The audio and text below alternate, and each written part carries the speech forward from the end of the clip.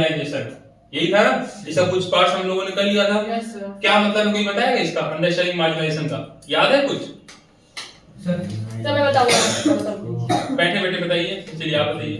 Sir इसमें इसका ये मतलब है कि अगर हम किसी मतलब कोई पिछड़ी जाति को हम ध्यान ना दे और उन्हें हम अपने सोसाइटी से अलग अलग तरह से लेकर अलग कर दे, तो उस चीज को जब प्रोसेस उस चीज को तो उसको हम मार्जिनाइजेशन बोलते हैं ना। बहुत अच्छा, बहुत अच्छी तरीके से बताया। आप बताइए कुछ। सर मार्जिनाइजेशन का मतलब होता है किसी भी पर्सन या किसी भी ग्रुप को या किसी बाहरी मतलब किसी कास्ट को हम अपने सोसाइटी में अलाउ ना करें, उनसे बात ना करें, उनसे दूर रहे तो और उनके ऊपर ध्यान ना दें। हम दूर रहे नहीं, वो दूर रहे, उनको दूर करें, उनको दूर करें, है ना, उस कम्युनिटी ऐसा वही हुआ ना, उनको दूर करें।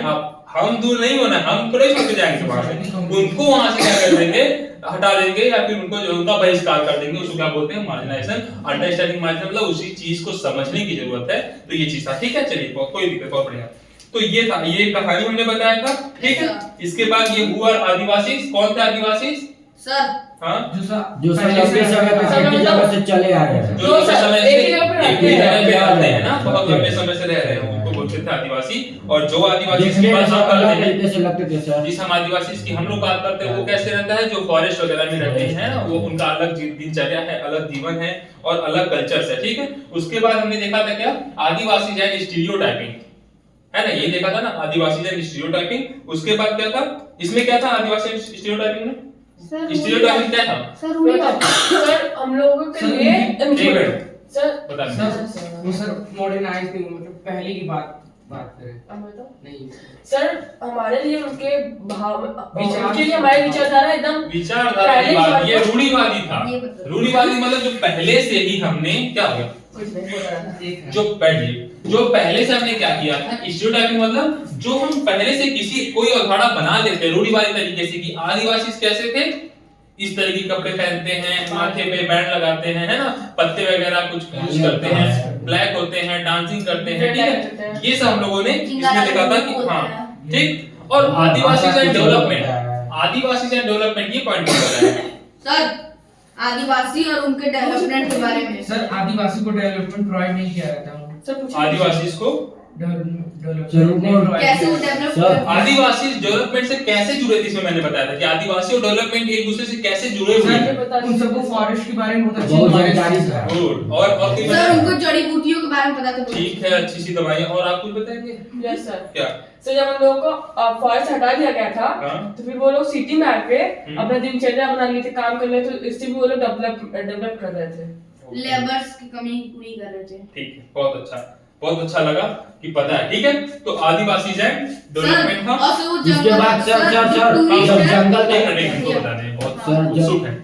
जब जंगल जब जंगल का पेड़ सर सब कट गया, तो वहाँ पे सर उस जगह एग्रीकल्चर होने लगा और इंडस्ट्री बन गया है ना, जंगल काट। और सर जो आदिवासी लोग थे ये बताया दूसरे जगह काम करने गुड, वेरी गुड। आप कुछ बताएंगे? कहाँ खोए हो? याद आ रही है क्या घर की? याद तो नहीं आ रही ना? ध्यान दीजिए फिर, ठीक है। हाँ, आज है 13। चलिए, हो गया आदिवासी एंड डेवलपमेंट। अब हम लोग क्या देखेंगे, अगला टॉपिक हमारा क्या होगा, माइनॉरिटीज एंड मार्जिनलाइजेशन, है ना। माइनॉरिटीज क्या होता है भाई, कोई idea? What is minorities?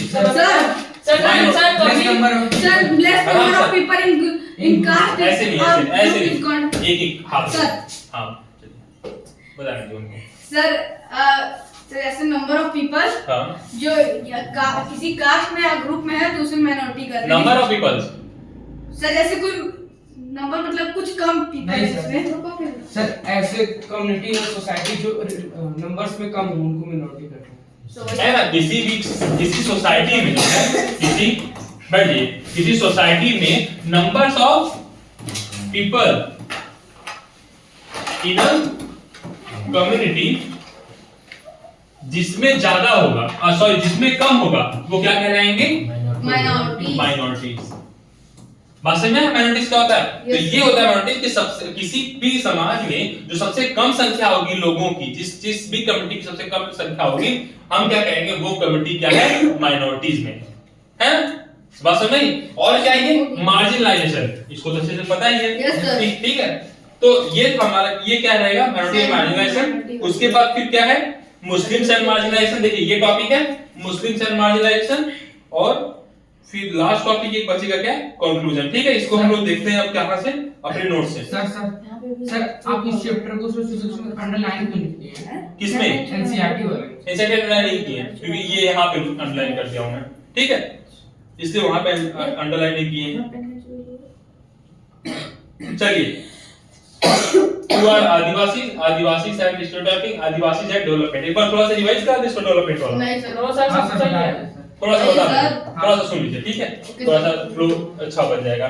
Forest play a crucial role in the development, है ना? क्या कह रहा है कि जो फॉरेस्ट है वो डेवलपमेंट यानी विकास में क्या करते हैं? क्रूशियल रोल यानी इंपॉर्टेंट भूमिका निभाते हैं, ऐसा कह रहा है। फिर कह रहा है आदिवासी है डीप नॉलेज ऑफ फॉरेस्ट। आदिवासियों के पास जंगलों का नॉलेज बहुत गहरा होता है। गहरा मतलब उनके पास पूरे जंगल का अच्छी तरीके से नॉलेज होता है। ठीक है, जड़ी बूटियों, हर एक पेड़ पौधों के बारे में, कौन से जीव जंतु रहते हैं, कौन से एनिमल्स हैं, उन सब के बारे में। In today's world Adivasi are considered marginal and powerless community. आज का विश्व है, टुडेज वर्ल्ड मतलब आज के विश्व में हम क्या देखते हैं? आदिवासी आर कंसीडर्ड एज मार्जिनल। आदिवासी को कैसे कंसीडर करते हैं? मार्जिनल समझते हैं उनको, है ना? उनको अपने से अलग थलग समझते हैं। पावरलेस कम्युनिटी, जिसके पास पावर नहीं है, ऐसा कम्युनिटी हम उनको समझते हैं। किसको? आदिवासी को। बहुत प्रेम से बैठे एकदम। हाँ, शादी में आए हैं, बैठने का पोस्चर होता है क्लासरूम का। ठीक है, क्लासरूम और शादी में डिफरेंस होता है। Yes sir. चलिए, in the pre colonial world क्या कह रहे हैं? In the pre colonial world यानी कि प्री कॉलोनियल वर्ल्ड कब की बात हो रही है? ब्रिटिश बताइए। सर जब कॉलोनी बने थे हमारे, रुक जाओ। इंडिया के इंडिपेंडेंस के पहले जो कॉलोनीज बने थे, ठीक। तो उस समय की बात है जब ब्रिटिश लोग हमारे पे कब्जा किए थे इंडिया में, तो उस यानी समय- हाँ, जब हम आजाद हुए, प्री कॉलोनियल उसके वर्ल्ड, पहले का, आजाद के पहले का। हाँ उसके पहले के समय को। ठीक है, pre colonial world they lived by shifting agriculture and cultivating at one place। यानी कि वो कैसे रहते थे? एक स्थान पे शिफ्टिंग एग्रीकल्चर का इस्तेमाल करते थे। शिफ्टिंग एग्रीकल्चर मतलब एक स्थान से दूसरे स्थान पे। हाँ, क्या होता है? स्लैश एंड सर, ये बर्न। शिफ्टिंग एग्रीकल्चर पहले यूज करते थे, इसका मतलब पॉपुलेशन उतनी नहीं होगी। हाँ, पॉपुलेशन नहीं थी तभी ना, पॉपुलेशन पहले कहाँ थी इतनी। ठीक है, तो शिफ्टिंग एग्रीकल्चर यूज करते थे। And cultivating at one place, किसी एक स्थान पे वो क्या करते थे? कल्टीवेट करते थे। फिर जैसे ही वो उस जगह की फर्टिलिटी समाप्त होती थी, क्या दिक्कत है? जैसे ही फर्टिलिटी समाप्त होती थी वैसे ही क्या होते थे? वो उस जगह को छोड़ते थे, कहीं और के जंगल को काटते थे, फिर वहां पे फिर से खेती करना शुरू करते थे। ये जनजीवन था किसका? हमारे यहाँ आदिवासी का। सर पॉपुलेशन एक झटके से बढ़ गई क्या? पॉपुलेशन एक झटके से बढ़ गई? एक झटके से कैसे बढ़ जाएगा? एक प्रोसेस बाय प्रोसेस होता है। ठीक है, कोई भी चीज होता है, एक अचानक झटके से कैसे पॉपुलेशन बढ़ जाएगा? एक साथ 5 बच्चे थोड़ी पैदा हो जाएंगे, जैसे एनिमल्स के साथ होते हैं। ठीक है, forest lands have been cleared for timber and to get land for agriculture and industry. तो फॉरेस्ट लैंड का यूज कहां होता था? क्लियर्ड फॉर टिम्बर यानी कि लकड़ियों के लिए, to get land for agriculture और खेती के लिए लैंड पाने के लिए, और साथ ही साथ उन खेतों में क्या इंडस्ट्री बनाने के लिए। इस तरीके से हम इस्तेमाल करते थे किसका? फॉरेस्ट लैंड का इस्तेमाल करना हमने शुरू किया। Huge tracts of land have gone under the waters of hundreds of dams that had been built in independent India। स्वतंत्र भारत में हम क्या देखते हैं? बहुत सारे डैम्स बनाने लगे।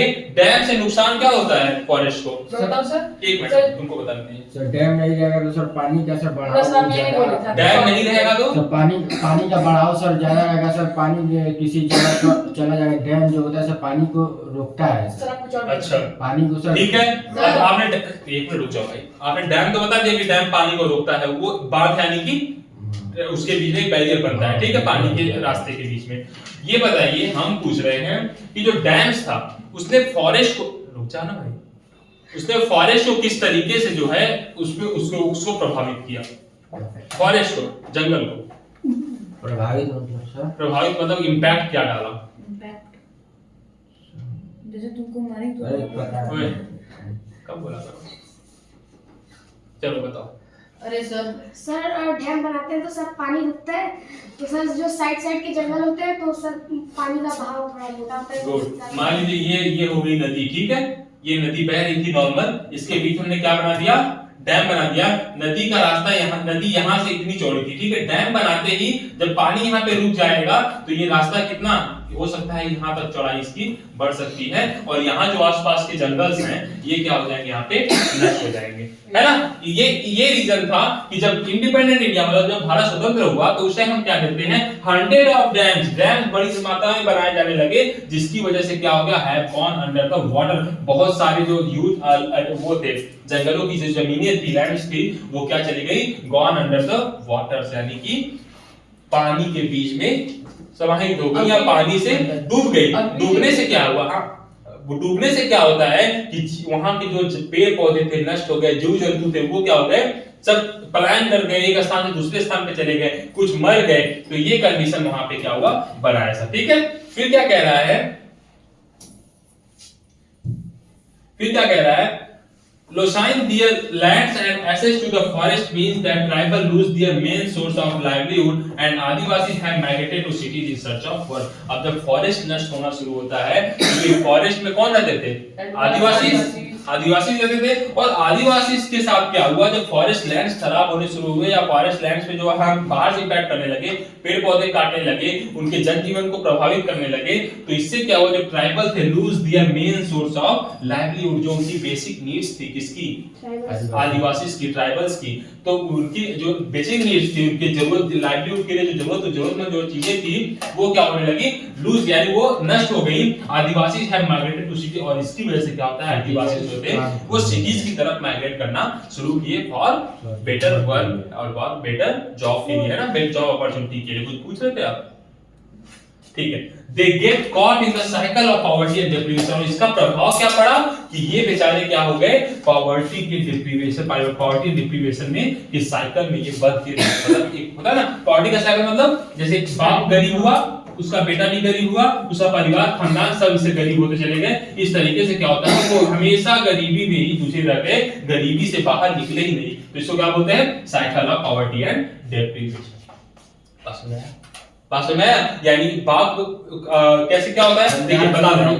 जैसे मान लीजिए किसी का फादर गरीब है, ठीक है, फादर 200 रुपए पर डे का कमा रहे हैं, ठीक है, 200 रुपए में उनको परिवार चलाना है। ऐसे में क्या होता है कि वो अपने बेटे को भी, जो उनका सन होगा, उसको एजुकेशन दे पाएंगे, बढ़िया एजुकेशन नहीं दे पाएंगे, तो उनका सन बेहतर जॉब पा सकेगा, नहीं पा सकता है। तो इससे क्या होगा कि ये जो सन होगा आगे चल के फिर ये फादर का जॉब लेगा, या तो कोई और छोटा मोटा जॉब करेगा जिसकी इसकी भी सैलरी बहुत होगी, तो 200 से 250 इंक्रीज लेके ऐसा हो सकता है। फिर इसका भी जो बेटा होगा वो इसी तरीके से क्या होता है, एक साइकिल बना रहता है, और ये लगातार जो है cycle of poverty and deprivation में ये बढ़ते रह जाते हैं। ऐसा किसके साथ हुआ, आदिवासी के साथ, है ना। सेम चीज भाई अपना घर वर छोड़ के आए, ठीक है, यहाँ नई जगह पे रहने लगे, नई चीज जरूरत पड़ने लगी, अब ये क्या हो गया, यहाँ पे गरीबी से जूझने लगते हैं, ठीक है। कौन, Adivasi. Almost 45% of tribal groups and rural areas and 35% in urban areas lie below the poverty line। क्या कह रहा है, 45% ट्राइबल्स जो है कहाँ पे, गांव में, और 35% शहरों में, कहाँ पे, बिलो द पॉवर्टी लाइन, गरीबी रेखा का एक वो निश्चित मानक होता है कि इतने रुपए जो नहीं कमा रहा है, उससे नीचे के लोग क्या हो गए, पॉवर्टी लाइन में आते हैं ना, जिनका इतना आय नहीं होता है। तो ऐसे लोगों की संख्या 45%, यानी गांव में 45% जो ट्राइबल्स ग्रुप है, ट्राइबल ग्रुप मतलब आदिवासी के जो समूह है, ठीक है, और 35% शहरों में बिलो द पॉवर्टी लाइन है। पॉवर्टी लाइन मतलब गरीबी रेखा से नीचे, है ना, आवश्यकता की चीजें भी नहीं खरीद सकते। बाकी 20% का है, ठीक है, कौन से बाकी के 20%? 45% ऑफ ट्राइबल ग्रुप्स की बात कर रहे हैं। ये शहर में अगर 100 ट्राइबल रहते हैं तो उसमें से 45, ठीक है, और ये जो गांव में, और ये जो शहर में 100 ट्राइबल रहते हैं तो उसमें से 35 जो ट्राइबल होंगे उनकी बात कर रहे हैं, 35% और 45%, ठीक है। द टर्म, अब देखिए, अब हमारा जो है आज का वो शुरू होता है, क्या आज का टॉपिक शुरू होता है, ठीक है, माइनॉरिटीज एंड मार्जिनलाइजेशन, ठीक है, माइनॉरिटीज एंड मार्जिनलाइजेशन, यानी the term minority is most commonly used to refer to communities that are numerically small in relation to the rest of the population, है ना।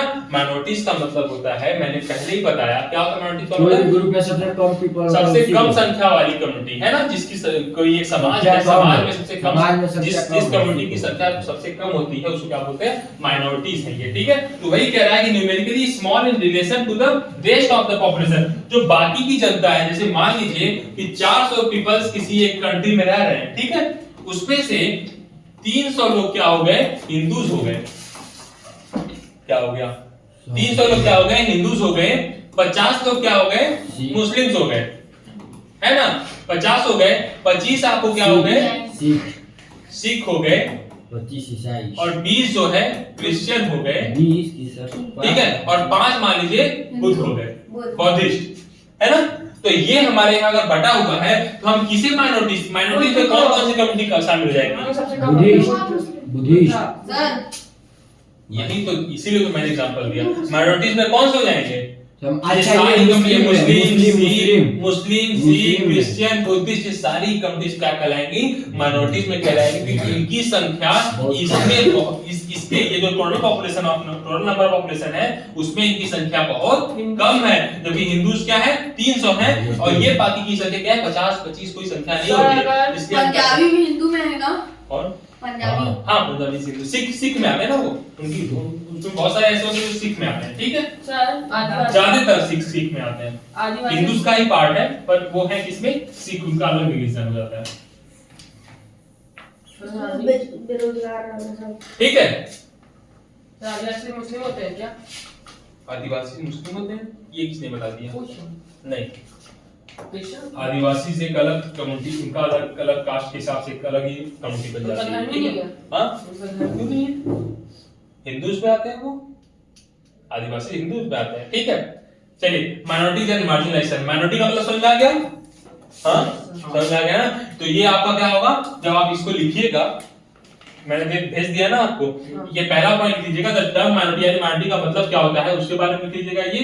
फिर दूसरा पॉइंट क्या होगा, safeguards are needed to protect minority communities, यानी कुछ safeguard मतलब उनके लिए कुछ सुरक्षित वातावरण देने की जरूरत है, किसको, गवर्नमेंट को एक सुरक्षित वातावरण देने की जरूरत है, किसको, माइनॉरिटीज को, है ना, जो संख्या में कम है उन्हें एक सुरक्षित वातावरण देना चाहिए, against the possibility of being culturally dominated by the majority, जिससे क्या हो कि मेजॉरिटी के जो लोग हों, इधर आओ, इधर बैठो, इधर साइड लो, तो जो मेजॉरिटी के लोग हैं उससे क्या, against the possibility of being culturally dominated by the majority, मतलब कि जो मेजॉरिटी के लोग हैं वो उनके ऊपर डोमिनेट ना करें सांस्कृतिक रूप से। कल्चरली डोमिनेटेड मतलब, कल्चरली डोमिनेटेड मतलब क्या होगा कि अगर हम जो है जिस चीज की हमारा कल्चर जैसा है हम उसी में उन्हें भी ढालने की कोशिश करेंगे, किसे, आदिवासी को या माइनॉरिटीज को। जैसे हमने कहा ना कि अगर हमारे यहाँ संख्या किसकी है, हिंदूज की ज्यादा है, भाई ज्यादा है ना, तो मेजॉरिटी में कौन हुआ, हिंदूज हुए, और मान लीजिए मुस्लिम क्या है हमारे यहाँ माइनॉरिटीज में है। अब हम जबरदस्ती इनको क्या कर रहे हैं कि भाई तुम हमारे मंदिर में पूजा करोगे, तुम हनुमान चालीसा पढ़ोगे, ऐसा कौन कह रहा है, हिंदू अगर कहने लगेंगे, कह रहा नहीं है, कहने लगेंगे, तो वो चीज वो बता रहा है कि ये क्या है, कल्चरल डोमिनेटेड, कल्चरली डोमिनेशन, है ना, यानी कल्चरली आप क्या कर रहे हैं, डोमिनेट कर रहे हैं, क्यों, क्योंकि आप मेजॉरिटी में हो, इसलिए माइनॉरिटीज के ऊपर आप कल्चरली डोमिनेट कर रहे हैं। इससे इनको सेफगार्ड देने की जरूरत है गवर्नमेंट को, जिससे मुस्लिम क्या करें, स्वतंत्र तरीके से इंडिपेंडेंट होके अपने कल्चरल एक्टिविटीज को कर सके, है ना, उनको मस्जिद जाना है मस्जिद जाएं, उनको पूजा जिसका करना है उसका करें। इसलिए हमारे कॉन्स्टिट्यूशन में क्या दिया गया है, फंडामेंटल राइट्स, है ना, फंडामेंटल राइट्स में दिया गया ना, धार्मिक स्वतंत्रता का अधिकार, धर्म की स्वतंत्रता का अधिकार, ये आर्टिकल 25 टू 28 में दिया गया है हमारे कॉन्स्टिट्यूशन में कि आपको क्या है, राइट्स है किस चीज का, किसी भी धर्म को मानने, अपनाने, उसको क्या करने, उसको पालन करने का आपके पास जन्मसिद्ध अधिकार है। बात समझ आया, ठीक है। तो ये था हमारा क्या, माइनॉरिटीज की बात, ठीक है। तो हमें क्या करना है, गवर्नमेंट को एक सेफगार्ड लगाने की जरूरत है, यानी एक सुरक्षित वातावरण देने की जरूरत है माइनॉरिटीज को, जिससे मेजॉरिटी के लोग उनके ऊपर जबरदस्ती कोई चीज थोप ना सके। बात समझ आई, आ रहा है या नहीं आ रहा है, आ रहा है ना, ठीक है।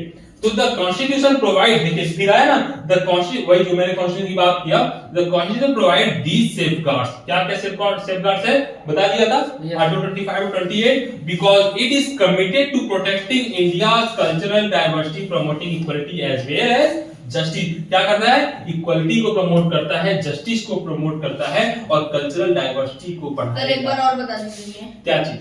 ये फंडामेंटल राइट्स वाला जो मैंने, ठीक है, क्या कह रहा था कि जो गवर्नमेंट को, सर वो फंडामेंटल राइट्स से 6 होते हैं ना, वो आर्टिकल है ना सर 25 ये तो आर्टिकल्स है ना उसमें 25 और 28, ये वो जिसका फंडामेंटल राइट्स तो 6 है, 6 है तो 6 के अंदर ये आर्टिकल्स हैं। तो जिस आर्टिकल के जिस फंडामेंटल राइट्स के अंदर ये आर्टिकल्स आते हैं किसी चीज के बारे में कि धार्मिक स्वतंत्रता की बात, तो ये 25 और 28 के बीच में सिर्फ और सिर्फ धर्म की बात किया गया है, ऐसा है, ठीक है, ये आर्टिकल्स है, ठीक है, आर्टिकल्स और वो 6 नंबर्स अलग अलग है, ठीक है।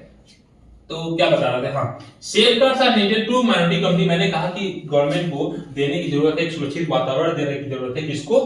माइनॉरिटी को, किसके अगेंस्ट में? मेजॉरिटी के अगेंस्ट में, जिससे मेजॉरिटी के लोग उसके ऊपर अपना दबाव न बना सके, इसलिए मैंने हिंदू और मुस्लिम का एग्जांपल दिया था, बस में आई ये चीज, ठीक है। और क्या कह रहे हैं कि हमारा जो कॉन्स्टिट्यूशन है इसने क्या दिया है, हमें कुछ सेफगार्ड्स प्रोवाइड किए, सेफगार्ड्स मतलब एक सुरक्षित कुछ अपनी जो सुरक्षित वातावरण यानी कुछ फंडामेंटल राइट्स हमें प्रोवाइड कराया हमारे किसने? कॉन्स्टिट्यूशन में, जिसमें दे रखा है क्या हमारे फंडामेंटल राइट्स में आर्टिकल 25 में धर्म की स्वतंत्रता, राइट ऑफ रिलीजियस, यानी कि आप क्या कर सकते हैं, धर्म की स्वतंत्रता आपके पास है ना, आप किसी भी धर्म को अपना सकते हैं, मान सकते हैं, उसके कर्मकांडों को कर सकते हैं, उसमें आपको कोई भी मेजॉरिटी या कोई भी सरकार उसमें आपको रोक नहीं सकती है। तो इससे क्या फायदा होगा? अगर ऐसा हो रहा है तो इससे फायदा क्या होगा? कल्चरल डाइवर्सिटी, कौन कौन इस शब्द को जानता है? कल्चरल डाइवर्सिटी, हाँ, कल्चरल डाइवर्सिटी कौन जानता है? अपने कल्चर को हाँ, मैं रुक जाओ, मैं पूछूंगा कौन कौन जानता है, पहले ये बताइए, जानते हो आप? नहीं सर, फिर से देखो, बैठ गए दूल्हा बन के, हाँ हाँ, तुम भी बोलो, मैं बोलूंगा ना, हाँ, नहीं पता था, नहीं पता डाइवर्सिटी क्या होती है? सर मुझे पता नहीं था। डाइवर्सिटी क्या होती है, ये कौन जानता है? कल्चरल डाइवर्सिटी दो शब्द हैं, कल्चरल और डाइवर्सिटी। डाइवर्सिटी क्या है? सर फॉलो करो। नो सर मैं बताऊं, हाँ सर अलग अलग सर, जैसे एक धर्म में, ठीक है, उसमें बहुत सारे कास्ट हो गए, तो एक धर्म के बहुत सारे कास्ट डाइवर्सिटी है, मतलब वो समझ है आपका, बता नहीं पा रहे हैं बहुत विस्तारित रूप से सर, एक्सप्लेनेशन के साथ। डाइवर्सिटी मतलब ये है कि बहुत अलग अलग मतलब, हाँ ये सही है। जैसे क्या होता है, इस क्लास में इतने लोग हैं, हम लोग कितने लोग हैं? 6-7 लोग, 8 लोग, 10 लोग हैं, ठीक, हाँ ठीक है। अब क्या कह रहे हैं, देखिए ये इनका लंबाई अलग है, ठीक है, हम अलग लंबाई है, ये छोटे हैं, ठीक है, इनके बाल अलग तरीके से हैं, ये इन्होंने कपड़े अलग, सबने अलग अलग तरीके के कपड़े पहन रखे, ये क्या है, ये डाइवर्सिटीज है। एक ही क्लास में रह रहे हैं हम लोग, एक ही गोला है, और इसमें जितने लोग रह रहे हैं ये सब क्या है, अलग अलग तरीके के लोग इसमें रह रहे हैं, अलग अलग कपड़े पहन रहे हैं, अलग अलग कल्चर है, अलग अलग कम्युनिटीज, अलग अलग तरीके से, ये क्या हमारा डाइवर्सिटी कहलाता है। उसी तरीके से जो हमारा इंडिया है, इसमें जो लोग रह रहे हैं उसमें क्या आपको देखने को मिलेगा कि हिंदू, मुस्लिम, सिख, ईसाई, बौद्धिस्ट, ठीक है, ये सब जैन, ये सब क्या है, ये हमारे कल्चरल डाइवर्सिटी को शो करते हैं। बात समझ आया? अलग अलग कम्युनिटी, अलग अलग रिलीजन के लोग हमारे देश में रह रहे हैं, ये क्या शो करता है, कल्चरल डाइवर्सिटी शो करता है। इसीलिए आप देखेंगे कि जब हम संत गुरु रविदास जयंती भी हमने मनाया कल 12 तारीख को ना, 12 फरवरी को, इसके साथ हम होली मनाते हैं, मुस्लिम्स का त्योहार होता है कौन सा, ईदगाह होता है, ये सब क्या है, ये अलग अलग कल्चरल डाइवर्सिटी हमारे यहाँ देखने को मिलता है कि नहीं देखने को मिलता है? क्यों? क्योंकि अलग अलग कम्युनिटी के लोग, अलग अलग रीजन के लोग हमारे कंट्री में रहते हैं। बात क्लियर हो रही कि नहीं हो रही? क्या हुआ कल्चरल डाइवर्सिटी, कौन बताएगा? आप कितने लोग बता रहे हो कल्चरल डाइवर्सिटी क्या होती है? चलिए आप ही बताइए। सर जो अलग अलग सर लोग हैं, मतलब अलग कास्ट के, तो सर उनका भी सर मतलब सर एक अलग त्योहार होता है। भारत ठीक है, तुम सुने तो हो कुछ? सर भारत में सर अलग अलग सर कास्ट के सर लोग हैं, उनके अलग अलग सर त्योहार है सर, उन्हीं को सर डाइवर्सिटी बोलते मैं हैं, बताऊं सर? कल्चरल डाइवर्सिटी जो सर भारत पॉलिटिक्स में अलग अलग तरीके के सर कास्ट है, हाँ। रिलीजन है सर, धर्म है हाँ, सर, उनका अलग अलग सर उनका त्योहार, जैसे हिंदू का सर होली है, मुस्लिम का क्या सिर्फ फेस्टिवल को ईद है, रहन सहन रहन सहन, कल्चर। आप कुछ बताइए। सर, पॉलिटिक्स चला रहा हो बढ़िया है, ठीक है, काफी हद तक 70-80% आपने बताया। सर इंडिया में सर कई तरह के लोग रहते हैं, जैसे हिंदू, मुस्लिम, सिख, ईसाई, सब कोई रहता है, उनको अलग अलग कल्चर है, उनके अलग अलग। बहुत अच्छा, ये ऐसे बताना है कि हमारे इंडिया में क्या है, अलग अलग रिलीजन के लोग रहते हैं, हिंदू है, मुस्लिम है, सिख है, ईसाई है, और सब हर एक कास्ट हर एक रिलीजन में अपना अलग अलग उनका कल्चर है, और ये क्या शो करता है, कल्चरल डाइवर्सिटी शो करता है, ऐसे बताया। बात समझ आया? ठीक है, ओए क्या हो गया? डन, ठीक है।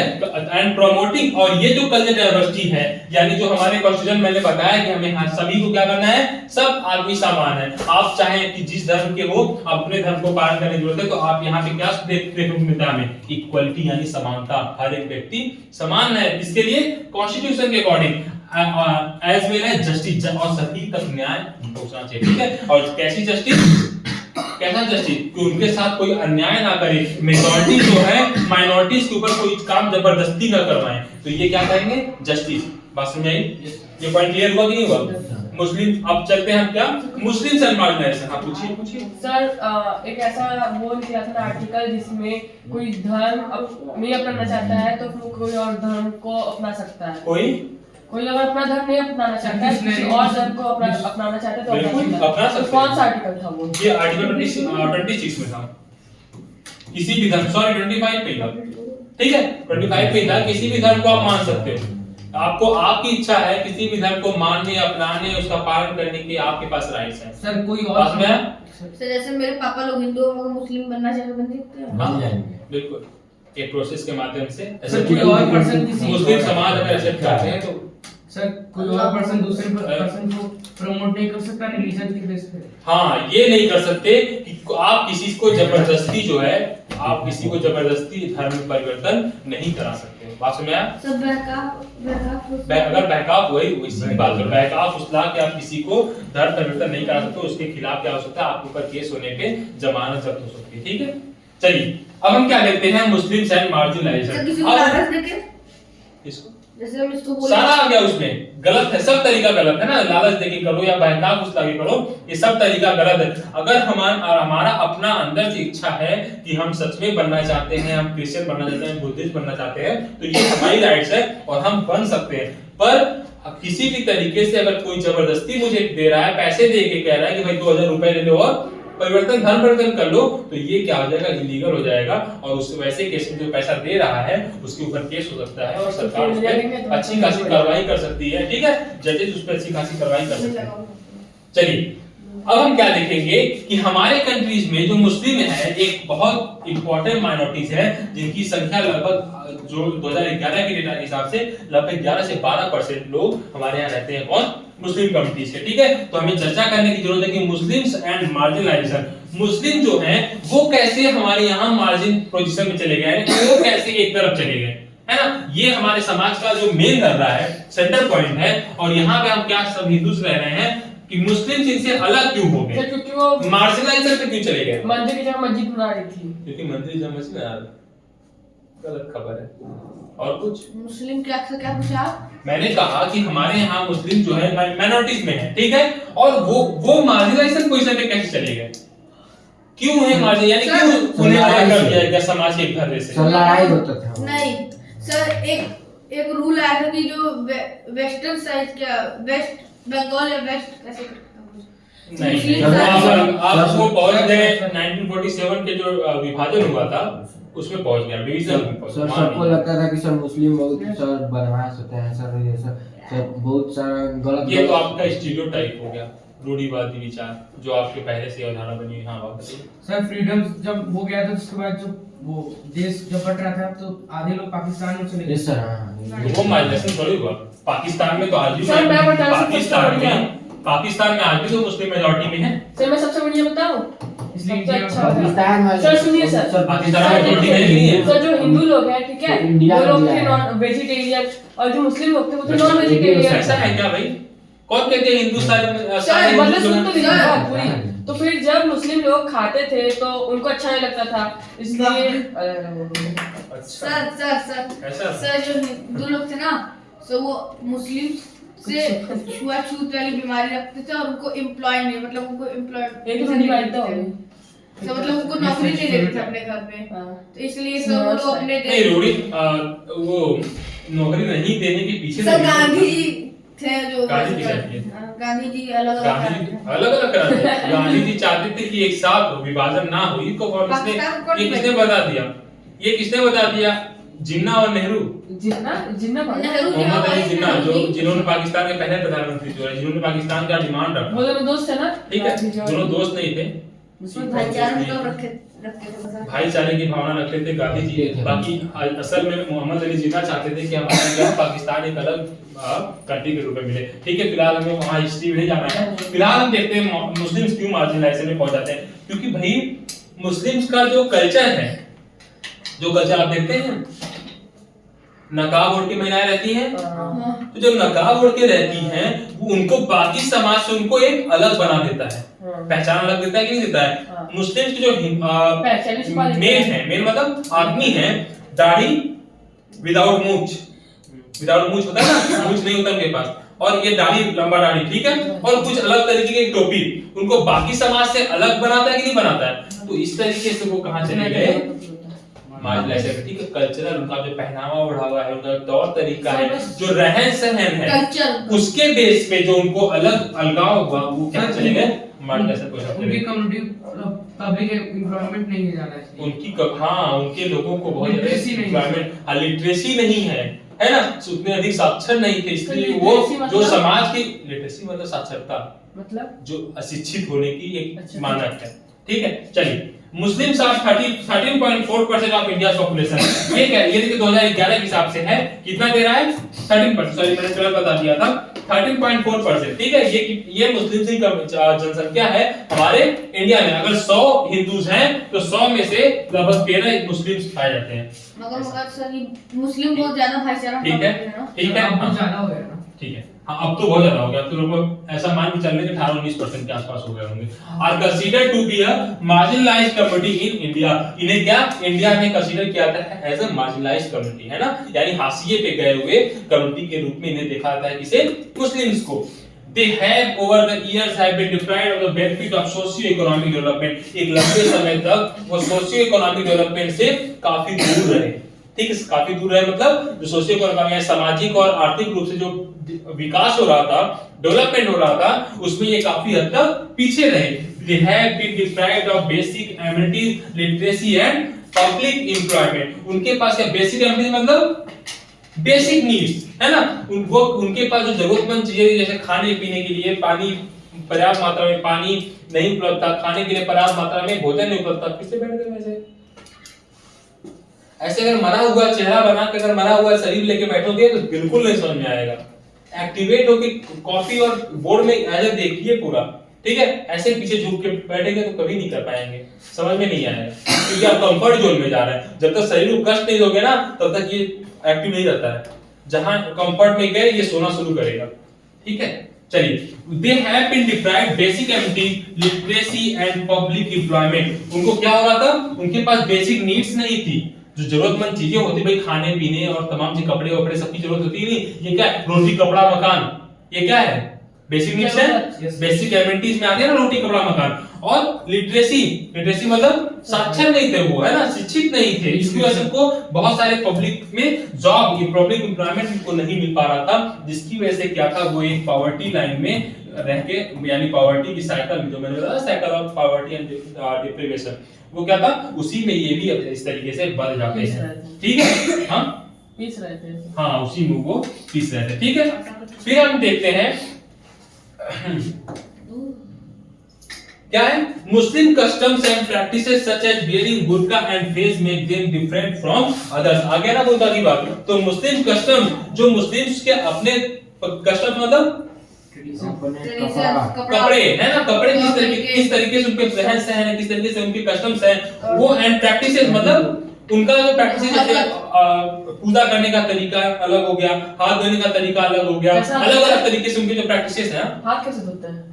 जैसे हम लोग ऐसे हाथ धोते हैं ना, वो लोग ऐसे हाथ धोते हैं, ये इसमें ठीक है, तरीका है, ठीक है। उससे पूजा पाठ करने से पहले हम लोग क्या करते हैं, इस तरीके से हाथ अपना धोते हैं, ऊपर से पानी, वो क्या करते हैं ऐसे ऊपर लेके इस तरीके से हाथ को इस ऐसे धोते हैं, ठीक है, पानी को ऐसे ऊपर की तरफ करके। तो ये तरीका अलग अलग, और भी बहुत सारे प्रैक्टिसेस हैं, जस्ट हमारे ये हिंदू से जस्ट अपोजिट इनका थोड़ा कल्चर्स है, ठीक है। तो उनकी जो प्रैक्टिसेस हैं, कस्टम्स हैं, वो सच एज वियरिंग बुर्का, जैसे कि एक बुर्का पहनते हैं, and face make them different from other, बाकी लोगों से उनको क्या करता है, ये चीज अलग रखता है, अलग रखते हैं। और जो मार्जिनलाइजेशन का मतलब क्या होता है, यहाँ पे मेन जो सेंटर में बैठा हुआ जो यानी जो सेंटर है पूरा आपका, उससे आप क्या हो, अलग है, हाशिए पे है, तो वो क्या कहलाता है, मार्जिनलाइजेशन। तो इस तरीके से मुस्लिम क्या चले गए, मार्जिनल पोजीशन चले गए।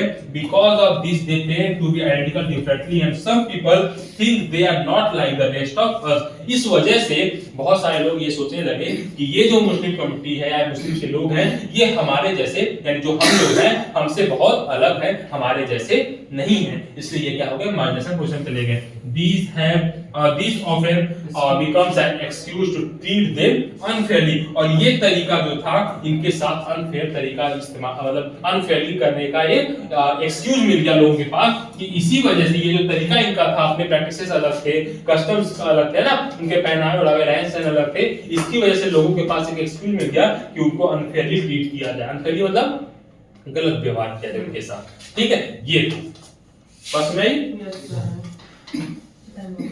चलिए थोड़ा सा बचा हुआ है, बस लास्ट है, और चैप्टर ये खत्म हो जाएगा, है ना।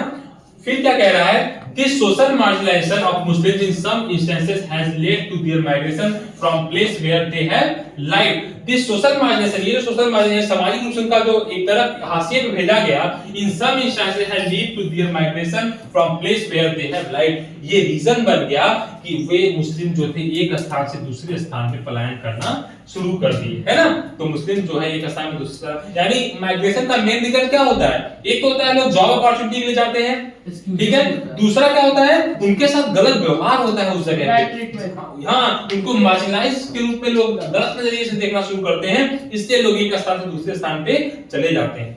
बात सुने, जैसे आपके साथ बगल वाले से झगड़ा हो गया, है ना, झगड़ा हुआ, कुछ भी हुआ, बात विचार होना बंद हो गया, एक दूसरे से नफरत की भावना होती है, तो आप क्या करते हो, उठ के आगे वाली सीट पे आते हो नहीं आते हो, या पीछे सीट पे चले आते हो नहीं चले आते हो। तो ये क्या है, एक स्थान से आप माइग्रेट किए, यहाँ आप एक टेबल से दूसरे टेबल में माइग्रेट कर रहे हो, वहां क्या होता है जगह से जगह माइग्रेशन हो रहा है, स्टेट टू स्टेट हो रहा है, या फिर कंट्री टू कंट्री हो रहा है, इस तरीके से माइग्रेशन होता है, ठीक।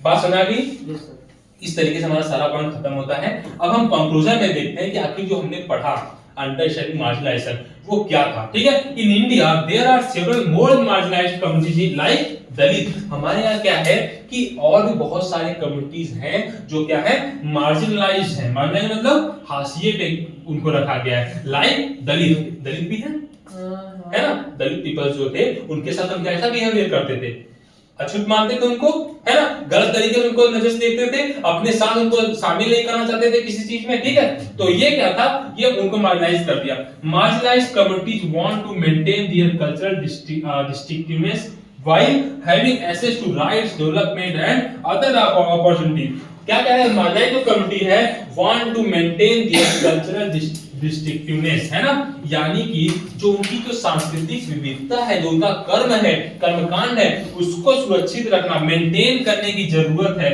ऐसा किसके साथ, जो कम्युनिटीज मार्जिनलाइज हो चुके हैं उनके जो कल्चर है, उनके रहन सहन, उसको क्या करना है, संरक्षित करना चाहिए, उनको मेंटेन करने की जरूरत है, while having access to right, development and other opportunity, और उन्हें शामिल करने की जरूरत है कि उनके पास भी सारे राइट्स यानी सारे अधिकार हो, डेवलपमेंट में उनका भी अहम भूमिका, उनको भी शामिल किया जाए, विकास के साथ, डेवलपमेंट के साथ उन्हें भी शामिल किया जाए जो मार्जिनलाइज्ड पे है ना, जैसे आदिवासी हो गए, मुस्लिम्स हो गए, बहुत सारी और कम्युनिटीज हो गई, एंड अदर अपॉर्चुनिटी, और उनको बहुत सारी अपॉर्चुनिटीज भी प्रोवाइड कराई जाए। थैंक यू सर, पास हो गया, यस सर, ठीक है। इस तरीके से ये चैप्टर खत्म हुआ। मैं एक बार एनसीईआरटी आपको शो कर दे रहा हूँ जिससे आपको कंफ्यूजन ना रहे।